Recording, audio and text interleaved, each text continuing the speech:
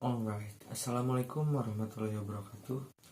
My name is Febrian Husna Amal from the third group from the language assessment course. And in these opportunities, I'd like to explain about creating a classroom assessment plan.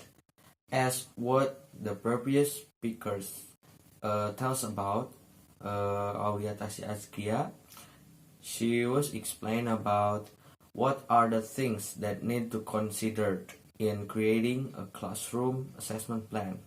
So in these opportunities, I would like to explain about what are the steps and what are the way in creating a classroom assessment plan and how it works. So happy watching.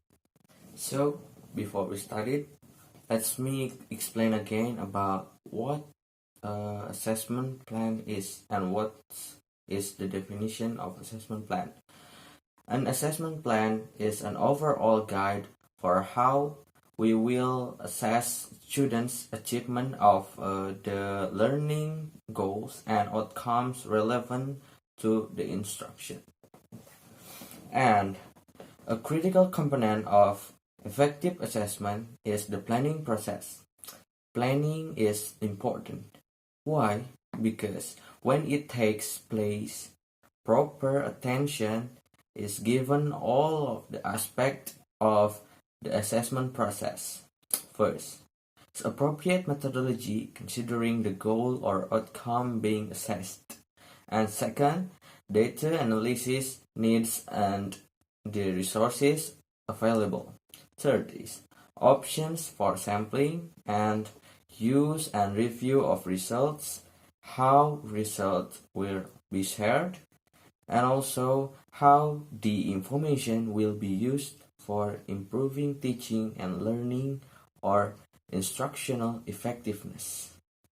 Of course, before we creating a classroom assessment plan, we should know what are the basic steps in making a classroom assessment. These are the things that you need to know when you want to make a classroom assessment. First is determining the purpose of the assessment, or pretest, formative, or summative. Second is developing the task specifications, or this is the table you are creating. Third, selecting or the appropriate assessment tasks, form and type. Fourth, prepare relevant assessment tasks. Fifth, assemble the assessment. Sixth, provide instruction. 7. Evaluate the assessment.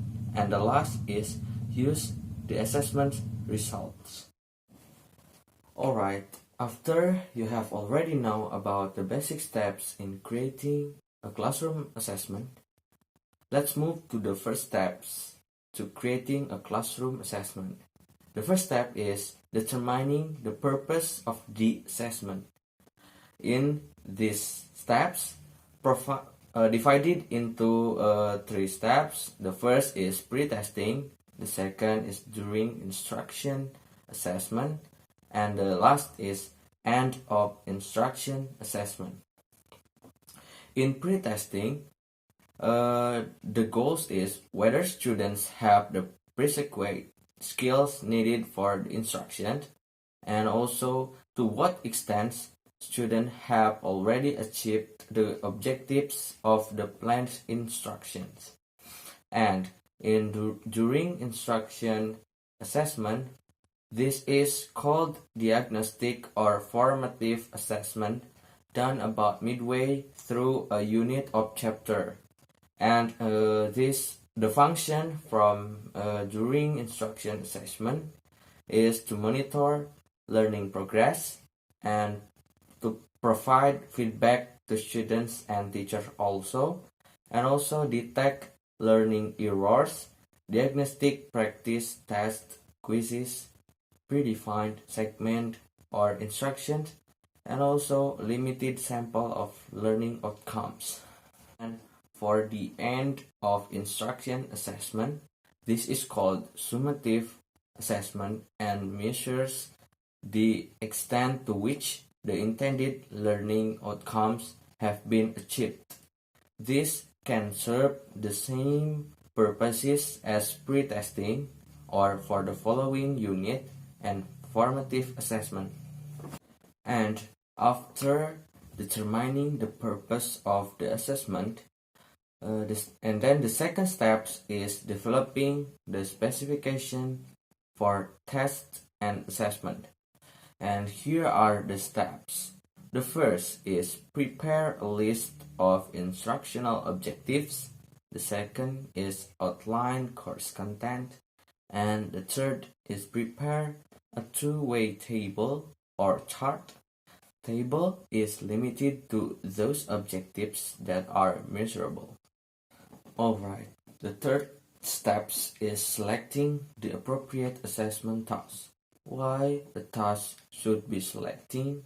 Because as we know that every student have the different knowledge and the different background, and also the students, the teacher itself has the different belief and the different way to teaching.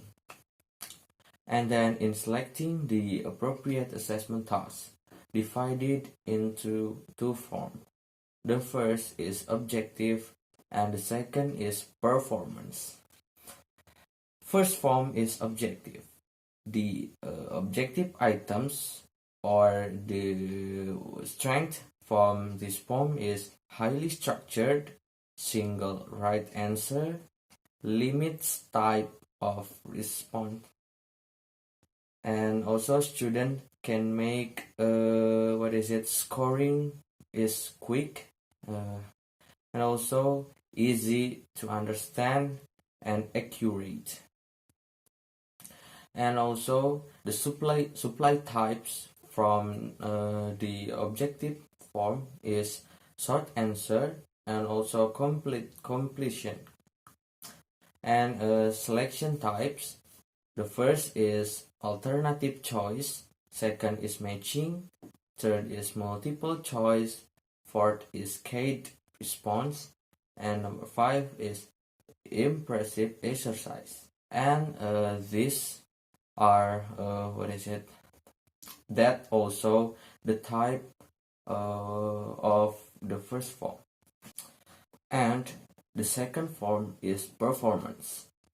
The performance items or the characteristics from this form is less structure or problem can be redefined and answer organized and presented in their own words. And scoring is more difficult and less reliable. Essay questions, the first is extended response and the second restricted response. And also the characteristic from this form is active or evaluate process. First is construction of graphs, diagrams, models, and use of equipment or playing an instrument. And after you do the 3 steps before, now let's move to the last steps. The last steps is preparing the relevant assessment tasks. In this in the last steps, provide into 3 steps. The first is eliminating irrelevant barriers to performance. The second is give a general suggestions for writing test item or task. And the last is give a valid assessment. And the first is eliminating irrelevant barriers to performance. What does it mean? It means that as a teacher, we should make sure that the student have the prerequisite skills and prior knowledge needed and measure intended learning outcome, not the irrelevant skill such as reading or writing ability. Don't make the ambiguity. Making sure that you measure your behavioral objectives and not mind reading. and bias, such as gender, race, and ethnic. We need or we should be as free of bias as possible. And in general suggestions for writing task items or tasks, first, we use table of specifications and write more items than needed. Third is write items well in advance of testing date and write items so that they call for the performance described in the behavioral objectives, and task to be performed is clearly specified, and write item at appropriate reading or writing level, and also items it should be provides no clue to answer, and answer is agreed upon by experts, and the last is recheck the items when revised for relevance. And the last is give a valid assessment. A valid assessment will improve a student achievement, improve instruction, and improve student-teacher relationship.